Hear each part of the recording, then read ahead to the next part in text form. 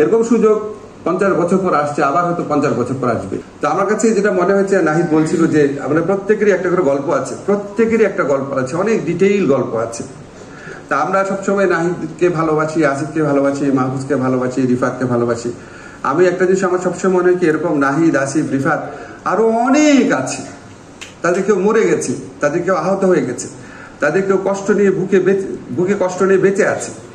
আমরা সবার যেই অভূতপূর্ব আত্মদানের মধ্যে দিয়ে যেই প্রত্যাশাটা ছিল, সেই প্রত্যাশাটা যদি আমরা কিছুটা এগোতে নিয়ে যেতে পারি, তাহলে এই আমাদের জুলাইয়ের ছেলেদের যে আত্মদান, মানুষের যে কালেকটিভ প্রত্যাশা, সমাজের সকল স্তরের মানুষের, প্রাইমারি ইউনিভার্সিটি ছাত্র বলেন, মাদ্রাসা ছাত্র বলেন, গৃহবধূ বলেন, আমাদের যারা রিক্সা চালায় তাদের কথা যদি বলেন, শ্রমিকের কথা যদি বলেন, সমস্ত মানুষের যে অভূতপূর্ব একটা গণজোয়ার সৃষ্টি হয়েছিল, এই প্রত্যাশাকে আমাদের কিছুটা হলেও এগিয়ে নিয়ে যেতে হবে।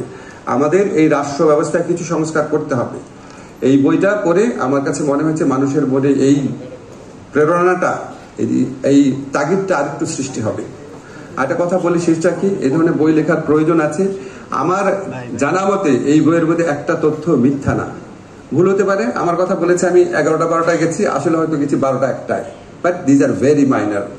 কিন্তু আমাদের এখানে এখন যে মিথ্যার চর্চা শুরু হয়েছে, আনবিলিভেবল, যে যাকে পারে ইচ্ছা মতো মিথ্যা কথা বলতেছে।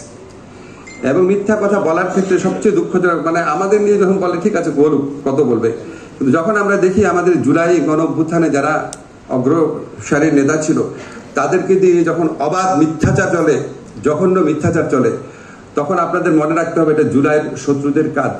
এই মিথ্যাচারকে উন্মোচিত করতে হবে।